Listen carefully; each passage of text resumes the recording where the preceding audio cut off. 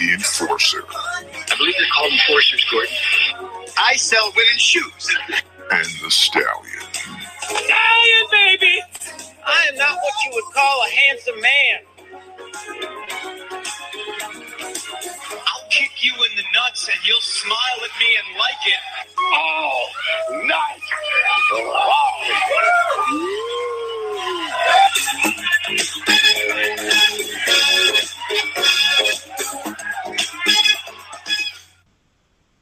Welcome back to another episode of the All Night Long Wrestling Podcast, live via satellite. Some might even call that a remote. With this guy right here, Enforcer, talking to that guy over there, the Stallion, live via satellite. And it's not the same as us being in the same place together. Your deadpan look of disgust to me and condemning? How do you say that? What's the past of that? Condemnation? I was going to say condensation. That's not it? I think that has to do with liquids. I don't know if that's what you were going for. But there's a joke in there I'm going to make, but I'm not going to do it, buddy. It's a new year for the All Night Long Wrestling Podcast, and it's a new year for the Enforcer. I'll tell you that much.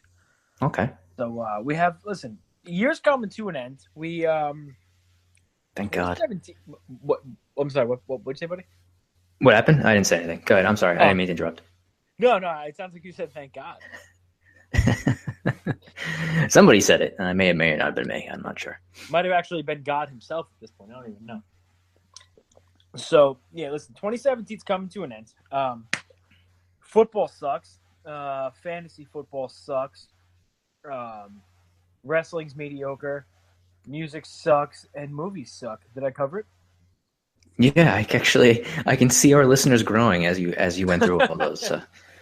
Well, listen, at the end of 2017, everybody does the year in review. You do the recaps. You do the top 10s. But we are not any better than that. Because next week, we're going to do the all-night awards for 2017. That's right. Your favorite and mine is back with the all-night award show. We're going to be talking. Yeah. I'm sorry, what? The ANA? The ANA? Yeah, and the all-night awards live, actually, I think it is. Okay. Well, we could probably get that trending pretty easily. So, how would you pronounce that? The anal. No, I think it's anal. No, is it anal? No. Nope. Still think it's anal. But either way, next week the anal will be on. Man, this just comes to us.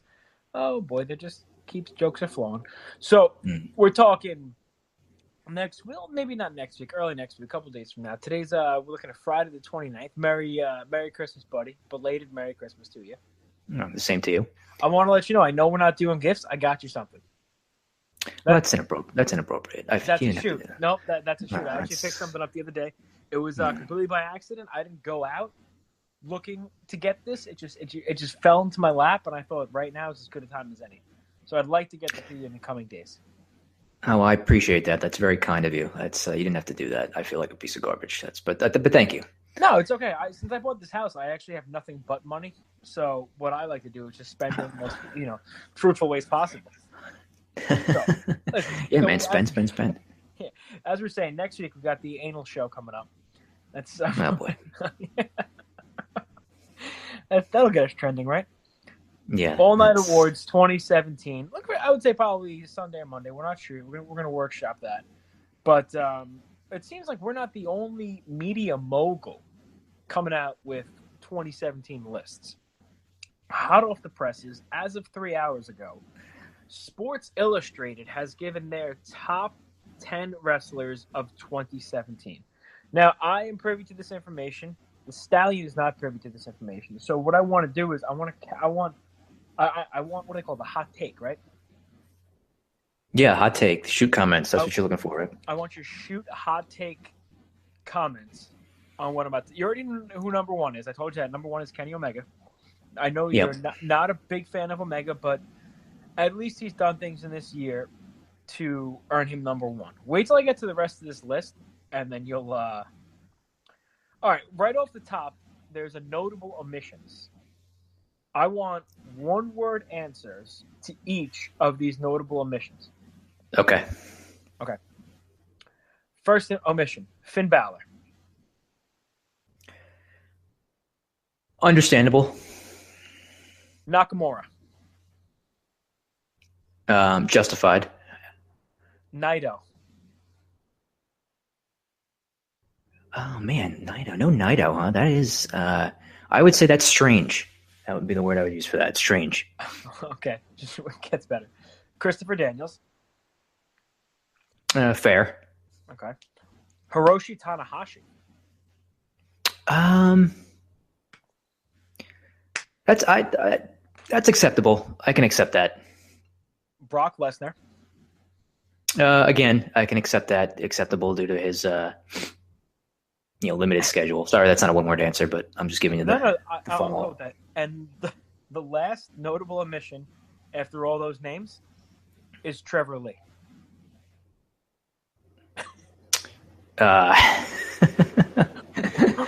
What? Trevor Lee is a notable omission. Well, I guess that's. How about a hyphenated word? Outside the box. How about that? That's I did not fair. see that one coming. Okay. So now what they do is they give you the top 10 wrestlers. They list the wrestler and then list the wrestler's top 3 matches of 2017. So I will give you the wrestler. You give me your response. Doesn't have to be one word anymore. And then I'll tell you what 3 matches they said. I felt very constrained on that one. So yes, okay, I feel better now. Yep, go. Sports Illustrated, top 10 wrestlers of 2017. Number 10, friend of the All Night Long Wrestling podcast, the Limitless Keith Lee. Oh, good. I'm good. I'm glad that he is getting national recognition for his work. I think, as we're preparing for the anal show next week, I was trying to. That's what that's what some people say. Writes itself. I was trying to think of who contenders for Wrestler of the Year would be for 2017. So I was trying to look at all the different companies and promotions, and I think that if you look at Evolve as a company, that you have to look at Lee and or Matt Riddle as guys from that company that should be in contention for it. So Lee's done a lot for his career this year. Obviously, I mean I don't want to speak for him, but I think it's probably the biggest year of his career. So good for him that he made it into the top 10. I would agree. They said Keith Lee's top 3 matches of 2017 are against Ricochet at Evolve 80, Ishii at Rev Pro Global Wars UK, and against the aforementioned Matt Riddle in Evolve 94. That was the show that we went to? Is that true? Yes, sir. Yeah, that'd be the show that we went to. And if you remember, I booked the Tomohiro Ishii match against Keith Lee when he was on our show. Yes, that's true.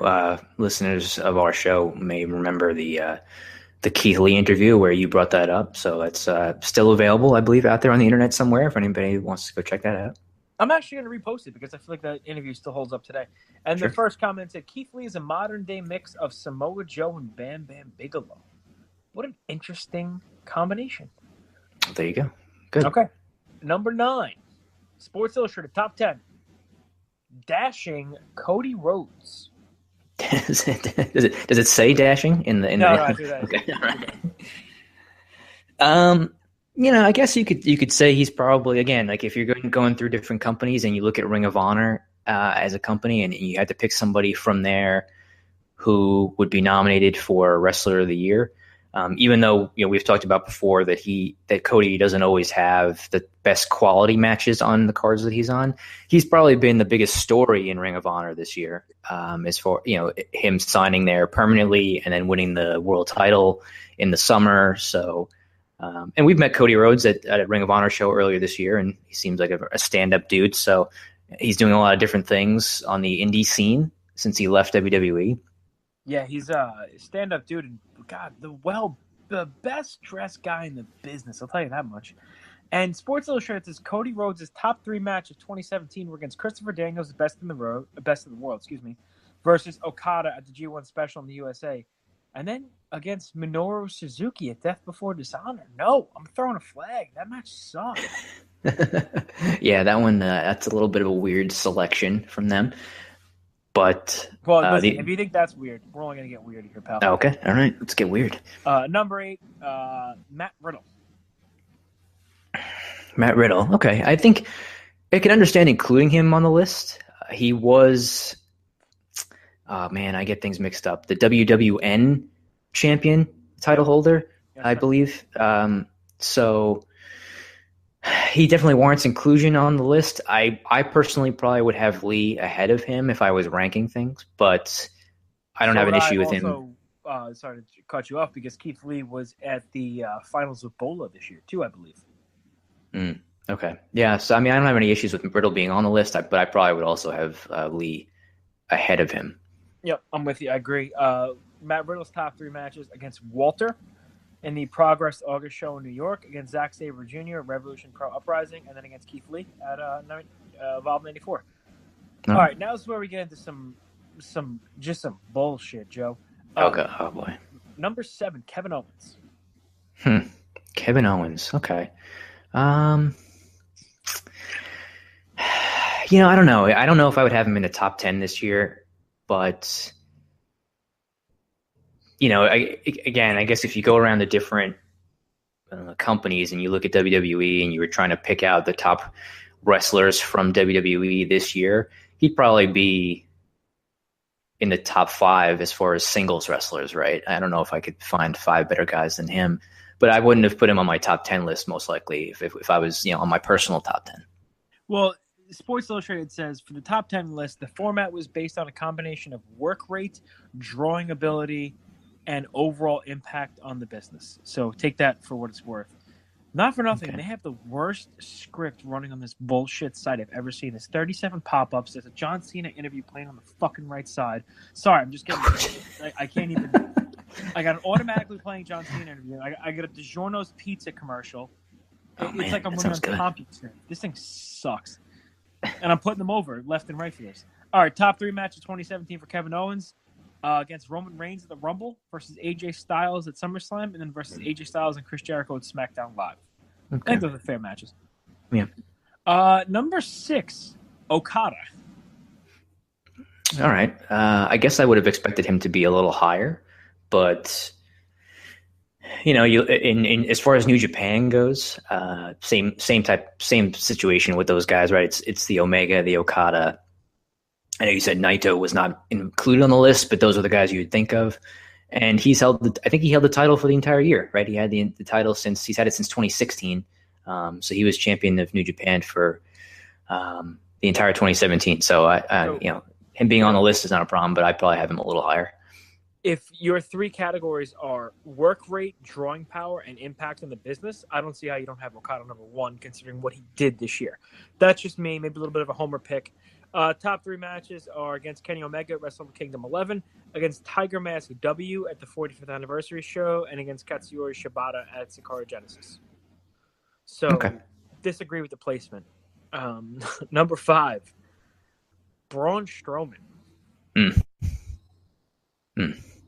Well, I think included in the list is okay, but if it's going based off of the criteria that you mentioned as far as work rate, drawing power, and impact on the business, I wouldn't know that I would have him ahead of some of those. Well, I don't know who the top 4 are other than Omega as number 1, but I don't know if I would have him at 5th overall personally. But I think he had a breakout year for himself.